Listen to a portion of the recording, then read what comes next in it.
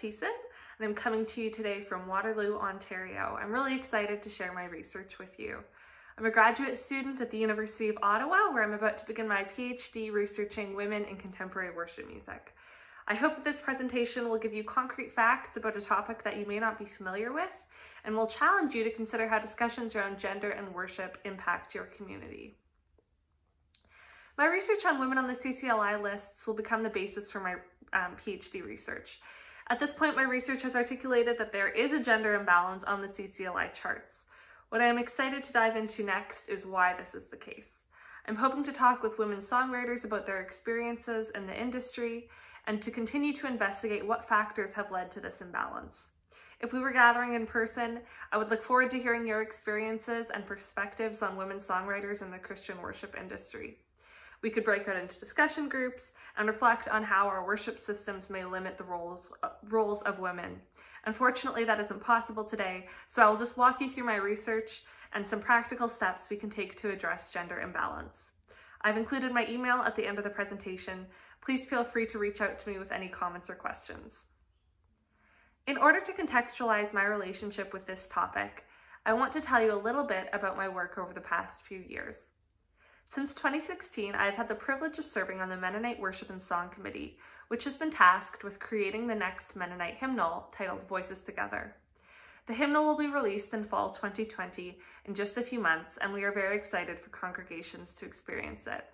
We have also been grateful for connections with many of you at the Hymn Society and are eager for you to engage with Voices Together as well. One of the emphases of Voices Together has been ensuring that a diversity of voices are present in the collection. We've worked to ensure that the voices of people of color, women, songwriters both young and old, and voices from around the world are present in our collection. After completing an audit of some of our previous Mennonite collections, we discovered, unsurprisingly, that women were underrepresented. We also learned that this was the case with other denominational collections. It is with this lens that I approached my work as the co-chair of the Popular Idioms Committee for Voices Together. While it was discouraging to see that the numbers of women contributors have been low historically in collections, it was also discouraging to see that in the genre of contemporary worship music, the numbers of women contributors were even lower. We wanted to emphasize including songs from women in the genre, but most of the top songs were written by men. This naturally raised red flags for me, and I became determined to learn more about the problem. In the fall of 2019, I received a grant from the Social Sciences and Humanities Research Council of Canada to complete a data-driven analysis of the Christian Copyright Licensing International Top 25 lists from 1988 to 2018. At this point, I will walk you through the research that I discovered, and afterwards will lead you in discerning what these findings mean for us as worship leaders, pastors, congregants, and scholars. In April 1994, Lori Klein's hit song, I Love You, Lord, ranked #1 on Christian Copyright Licensing International, or CCLI's, list of top 25 most accessed songs. Since then, contemporary worship music has developed stylistically and theologically, becoming one of the dominant musical voices of hundreds of thousands of churches all over the world. And yet, April 1994 was the last time a solo woman held the #1 spot on the CCLI Top 25.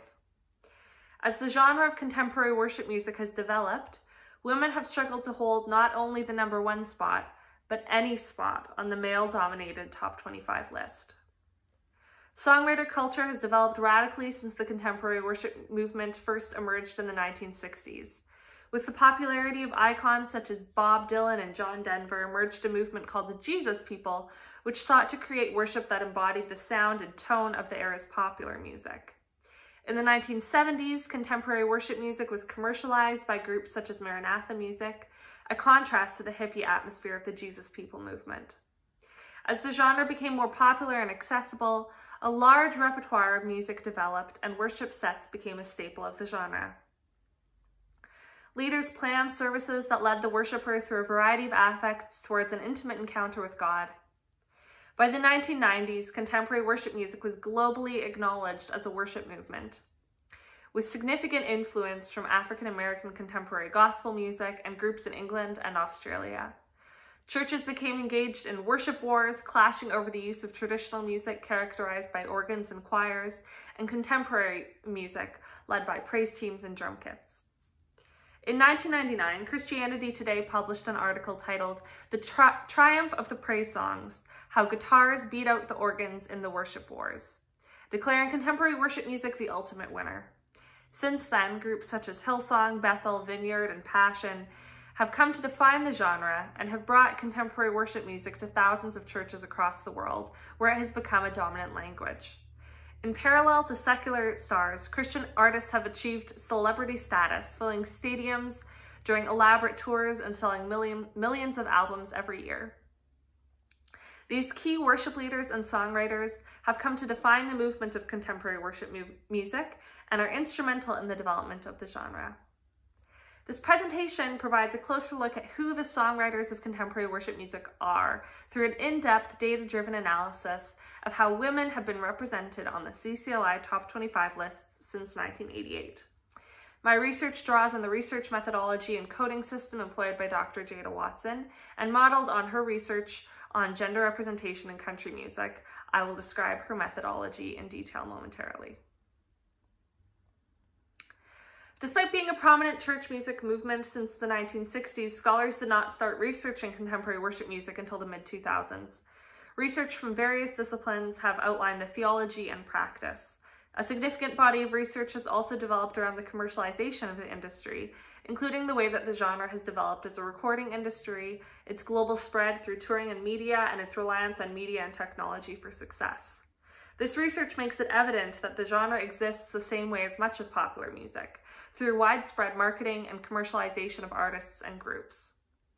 There is some research on the experiences of women in contexts where contemporary worship music is present, such as Tanya Rich's chapter titled "The Sisterhood, Hillsong in a Feminine Key," which articulates the ways that Hillsong supports and promotes the work of women in all spheres of life and work, contrary to public perception. Janelle Williams-Paris explores the impact that language in contemporary worship music has on Christian women. In "I Could Sing of Your Love Forever, American Romance in Contemporary Worship Music," she compares the intimate language found in CCLI Top 25 songs with the classic American romance narrative. Kate Bowler's recent book, Preacher's Wife: The Precarious Power of Evangelical Women Celebrities, examines how women are limited in their influence by virtue of not being able to preach in many evangelical contexts, but how they have managed to gain incredible social and theological influence regardless. She outlines that major Christian women celebrities such as Amy Grant and Rebecca St. James influenced significant social movements and Christian culture. Clearly missing in this academic discourse is research on the experiences of contemporary worship music songwriters. Questions around the experience of songwriters, their history and background, and how they are supported and funded are discussed in the popular press, but not in academic contexts. Within the gap of research on the experience of songwriters is a glaring lack of research on how women are represented as songwriters in the genre of contemporary worship music. My research seeks to fill this gap by providing an overview of how women songwriters have been represented in contemporary worship music, using the CCLI Top 25 as a source for data on top songwriters. The genre of contemporary worship music receives active engagement weekly from hundreds of thousands of churches who sing these songs in Sunday morning worship and listen to them on the radio and in personal devotion. Songs sung in corporate worship are subject to the same copyright laws as other music, and as such, require intentionality to be performed without breaking copyright laws. CCLI requires churches to report the songs they are using within a 6-month period.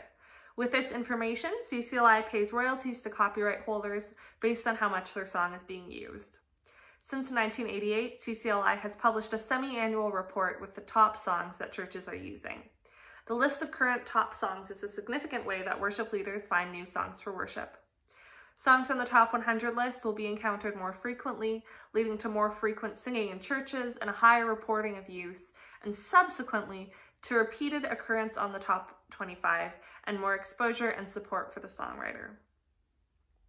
It is important to note that originally the CCLI lists were published as top 25 and in recent years have switched to top 100. For the purposes of this presentation, I will be exploring just the top 25 from 1988 to 2018. This study uses a data set that contains the top 25 songs from each report between October 1988 and December 2018 for a total of 60 reports and 1,526 songs. I also owe major credit to Dr. Lester Ruth and Daniel Jesse for their cataloging of these charts so that I could have access to them for my research. Because many of the songs are repeated, there are 130 unique songs on the list. The dataset records the song's title, rank, copyright date, and songwriter names, and was augmented to include the songwriter's gender, ensemble type, solo, duo, trio, group, publisher, number of male songwriters, number of female songwriters, and total number of songwriters. This methodology is based on Dr. Jada Watson's work, which tracks gender trends over time by creating detailed data sets that describe gender and ensemble type. The coding system that Watson has used for her research on gender in country music includes complex variables, both biographic and bibliographic. This research has been structured to reveal gender-related trends found on the CCLI Top 25 lists between 1988 and 2018 and cannot reveal conclusions about the genre outside of this period. In order to provide an overview of gender representation on the CCLI Top 25 lists, the overall summary of the lists is presented in Table 1. This table summarizes all of the songs on the CCLI Top 25 lists from October 1988 to December 2018. The table on this slide shows that 74.4% of the songs that have been on the CCLI Top 25 chart since 1988 have been written by men. Another 17.9% of the songs have been written by male-female collaborations, with only 7.7% of songs being written exclusively by women.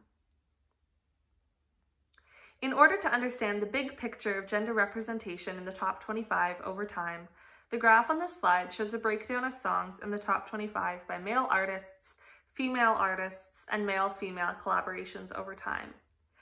The data for this graph is based on the number of songs, not number of total artists. Over the course of this 30-year study period, the number of songs by women declined significantly. At the start of the period, women averaged 30% of the charts, but this changed at the turn of the millennium when the number of songs by women charting began to decline. At the end of the 2010s, women wrote an average of 4% of CCLI top-ranking songs. The number of songs by men reached an all-time high in October 2003 at 92%, with a gradual decline since then. This decline is likely correlated to the increased number of collaborations between men and women. Since 1988, the majority of songs on the CCLI Top 25 have either been by solo men or male collaborations, and the number of songs by solo women has declined to almost zero. The song gap between men and women was 46.2% on the first chart recorded in 1988 and has now more than doubled to 94.1% in 2019. This percentage gap reached a record high in October 2013 of 95.2%. While the rates of women charting on the CCLI Top 25 are discouraging, perhaps more striking yet is the way that women have been eliminated from the #1 position. This figure outlines the songwriter gender of the #1 position for each chart since 1988. Women songwriters held the #1 spot a total of 4 times throughout the 1990s, making it a relatively common occurrence for a woman to be at #1. Since 1994, the #1 position has been dominated exclusively by men, with only one exception. In 2017, the male-female collaboration of Brooke Ligertwood and Ben Fielding took the #1 position for their song, What a Beautiful Name. Of the 25 different songwriters whose names have appeared next to the #1 spot, only 3 of them are women.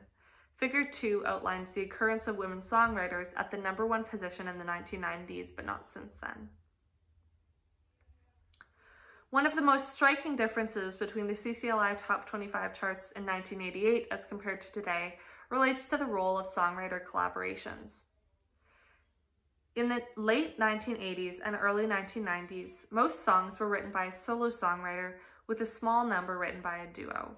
This began to shift in 2003 with a decline in solo writers and a significant increase in collaborations over the following 10 years. In 2003, a significant shift in the songwriter makeup occurred when a larger number of songs were written in collaborations rather than by solo songwriters. Since 2013, the number of songs written in collaborations has further increased, with the number of solo writers declining to only 1 per chart. The graph on this slide outlines how songs by solo writers have decreased and songs written in collaboration have increased. While the number of collaborations that occurred between 1988 and 1993 was small, women consistently made up 50% of the collaborations. That number reached a record low in 2012, as collaborations were on the rise, when only 3.1% of writers in collaborations were women. At the end of 2018, 9% of people in collaborations were women. The table on this slide summarizes the male-female collaborations over this research period, indicating that of the 10 collaborations between one man and one woman, 7 were husband-wife teams. In the case of each songwriting pair, either each collaborator appears in the top 25 the same number of times, or the man has appeared more frequently for a higher number of songs. The number of men and women songwriters represented on each chart is represented in the graph on this slide. Because of the extinction of solo artists on the top 25 list, women are only being represented in male-female collaborations, and they are less prominent than men even there. It is not uncommon to see one woman's name alongside 4 or 5 male names on a top 25 song. It is important to note that since 1988, no all-female collaborations have occurred in the CCLI top 25. Further, there have only been 2 songs that have had more than one woman collaborate on them: Forever, We Sing Hallelujah, written in 2013, and Tremble, written in 2016. To better understand how the landscape of contemporary worship music has changed over the last 30 years, the graphs on this slide compare gender representation between 1988 and 2018 through a pie chart that captures each decade. The percentage of songs by women dropped 26% over this period, from 30% in 1988 to 4% in 2018. The findings of the study indicate that gender inequality is a significant problem in contemporary worship music. This problem was prominent in the early years of CCLI and has only grown substantially worse. Several key observations from my analysis support this point. First, the CCLI Top 25 list has changed from being dominated by solo artists in 1988 to containing only one solo artist in 2018. Second, the majority of songs on the Top 25 list are written by collaborations among men. This figure was 72% in December 2018. Third, the majority of collaborations between one man and one woman are between family members, such as husband-wife teams. Fourth, women are not successfully collaborating with other women, nor are they being sung as solo songwriters. And 5, a woman has not held the #1 position since 1994, with the exception of a male-female collaboration in 2017. The problem of this gender inequity cannot be attributed to one single cause, although it is clear that the rise of collaborations has negatively impacted women's success on the Top 25 list. The nature of collaborations has put up a barrier that makes it difficult for women to break into the songwriting circles. In a blog post from August 2019, Dr. Jada Watson observes that repetition does not just generate hits on the chart, but it develops the sound and culture of musical genre and identity and shapes audience familiarity. Because this conversation hasn't started in most Christian circles, churches don't know what they are missing by only programming music by men. Without more exposure, leaders are unable to recognize that their culture and identity have been shaped without female voices. Churches cannot be blamed for not addressing this inequity when they have not had the opportunity to observe it. How would the sound of the church's worship change if the music of women was more part of the culture? In order to start this conversation, churches need to be made aware of the problem. The role of this research is to provide concrete data on how this inequity has developed and where the problem lies. Finding forums to address this gender imbalance will be essential in making progress on this problem. The study provides evidence that the male songwriters have dominated CCLI Top 25 charts for the last 3 decades, and women have not been successful in breaking into their collaborations. The CCLI Top 25 list is indicative of the culture of churches engaging in contemporary worship music. In order to change the Top 25 list, publishers need to prioritize supporting women, men and women need to strengthen their collaborations, and churches need to actively choose to support music by women.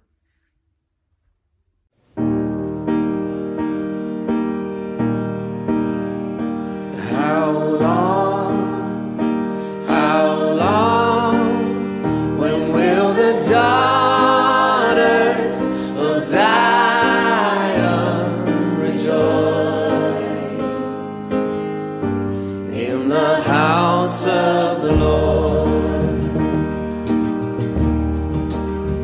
When will the truth come out?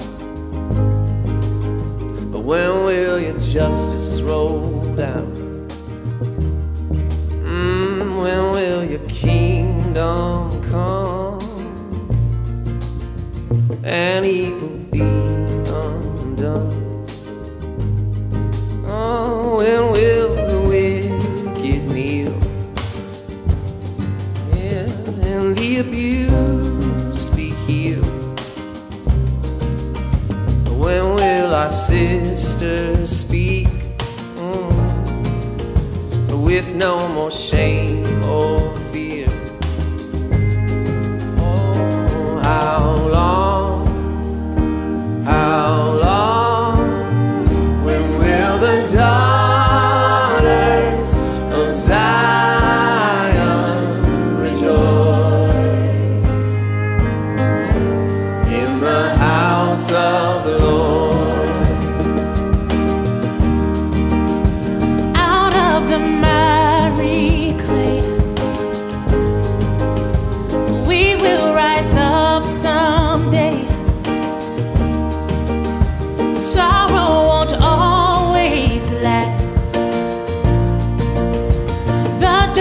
Surely pass. Woe to the wicked ones for what their hands have done. God is our righteous judge, and He will raise us up.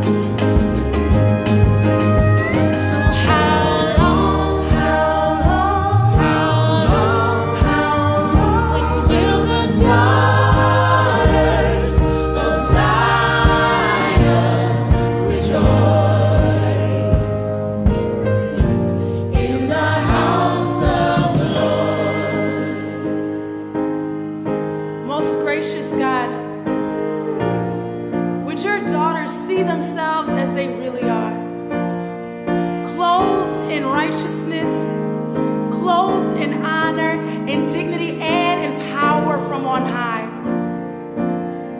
God, would we walk through this world in the authority and the power that you've given us, carrying no shame, owning no fear, but fully aware of your great and deep love for us.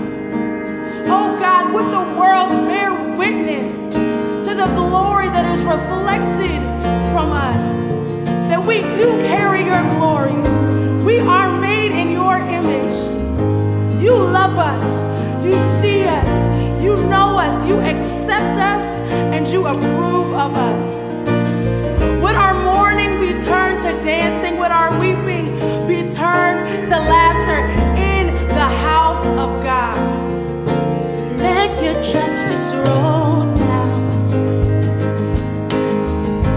Let your justice roll down.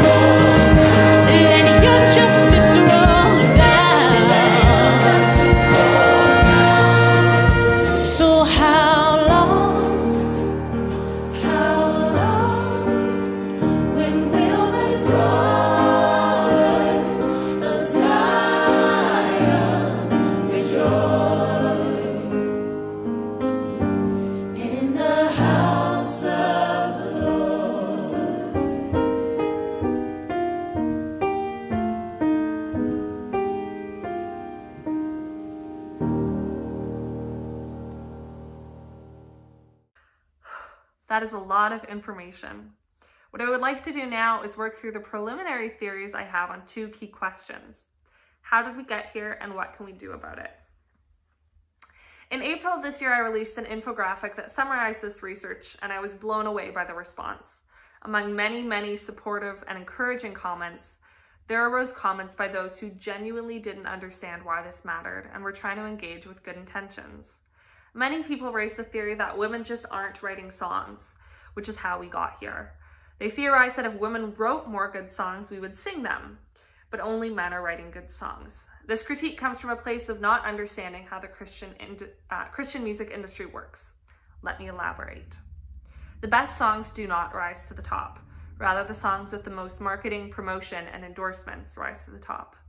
Most record labels and publishers are working primarily with men, meaning most songs by women don't get promoted to the level that they would have the chance to top the CCLI lists. The best song doesn't win. The song with the most money thrown at it by the most powerful labels and publishing houses wins. Quality or ability to connect us with God through worship largely isn't what makes a song well known, but rather it is who endorses and covers a song. Exposure and familiarity are the key factors that lead a song to becoming widely sung in the worship music industry. As a worship leader, you may be thinking that you are choosing the songs that will best serve your congregation. But in reality, that music was chosen for you by a small group of individuals with a lot of power, who are determining what audiences should hear and how much they should hear it. The supervisor for my PhD work does a lot of work with country music and gender representation. In that industry, they face a similar lack of female songwriters, but industry-wide conversation has led to immense pressure on record labels and publishers to support the work of women. They still have a long way to go, but the conversation is starting. I think we need a similar push from within the worship music industry. By expressing that publishers and record labels need to be producing more work by women, we can start to push for an industry-wide evaluation of why these numbers are so skewed against women. So how can you support women songwriters and be part of the conversation? First, you can lead and sing songs by women. I've created a list that includes songs by women where they are either a writer in collaboration or the solo writer. I encourage you to listen to the songs of these women and find some that you could sing in your congregation. I want to familiarize you with this list now to help you understand and know their names and background. This list is by no means exhaustive, rather it gives you a sense of some of the women who are writing the church's song. Jenny Lee Riddle wrote the widely popular hit Revelation song and now works as a speaker inspiring songwriters across the US. Darlene Zesch was an early champion of female songwriters as a lead worship leader for Hillsong Australia. Her song Shout to the Lord is still on the CCLI Top 100 27 years after it was written. Chrissy Nordhoff wrote Your Great Name with her worship pastor in 2008, and it was performed most famously by Natalie Grant. She's the founder of Brave Worship, which seeks to empower women songwriters. Brooke Ligertwood is the woman who appears on the current CCLI Top 100 list the most. She is very successful as one of the lead worship leaders for Hillsong Church in Australia. One of her early songs, Hosanna, is still widely sung. Linda Shazo has written many songs beloved by the church, many of which have been included on recordings by Integrity Music. One of her CCLI hits is More Precious Than Silver. Amy Grant has been referred to as the queen of Christian pop and has written she's crossed over into secular popular music. Her song Thy Word was written in 1984 and is still sung today. Alyssa Smith is a songwriter and worship leader with Upper Room. Her song Surrounded is incredibly rare by virtue of it being written by a solo woman, something that has only happened a handful of times on the CCLI lists, especially in recent years. Leslie Jordan is a Nashville-based songwriter who is part of the duo All Sons and Daughters. Their song Christ Be All Around Me is based on the prayer of St. Patrick. Since that ensemble disbanded, she has been working on solo projects. Katie Torwalt is a songwriter with her husband Brian. They lead worship with Jesus Culture in Sacramento, California. Their song Holy Spirit is widely sung. Jen Johnson is the co-founder of Bethel Music with her husband Brian. Their new song Goodness of God has gained significant traction. I also want to note that Brian Hain made a really wonderful list about a year ago with other female songwriters, and you can find that on the Center for Congregational Song blog. My list includes names that are found in my data set, usually from big name publishers, and his list includes some really amazing artists that are writing independently. The second thing you can do is support women songwriters on social media. This is one of the best ways to find out when new music is coming out from women songwriters, and it gives them a larger platform. Most of the women on the list above have active Instagram accounts, and following them is a great way to support them. The accounts Women Who Worship, Women in Worship, and Brave Worship offer great summaries of new music by women as well. The third thing you can do is buy and stream music by women. When women songwriters release new songs, watch the YouTube video or stream their song on Spotify or Apple Music. Specifically, check out the Women Who Worship playlist on Spotify. When I last checked, it had over 7 hours of music led by women. Note that some of it is written by women, while other songs on the list are just performed by women. It is a helpful resource for becoming familiar with the key women songwriters today, including their new music. Finally, the fourth thing you can do is talk about it. Share about the problem on social media, talk with your congregation about it. Let them know that their worship leader cares about elevating the voices of all of God's children, and that their church is one that strives to dismantle barriers. Raise awareness about the imbalance. Support existing initiatives that are aiming to start the conversation. The power to start the conversation lies with those involved in collaborations, both publishers and artists. The key to changing statistics lies with worship planners and listeners. Listeners must be mindful of where their music comes from, and worship planners should intentionally try to sing songs by women in corporate services. With further research, intentional conversation, and honest reflection, we can begin to see positive change on the CCLI Top 25 lists. This conversation is one that involves all of us, and it is our responsibility to engage it.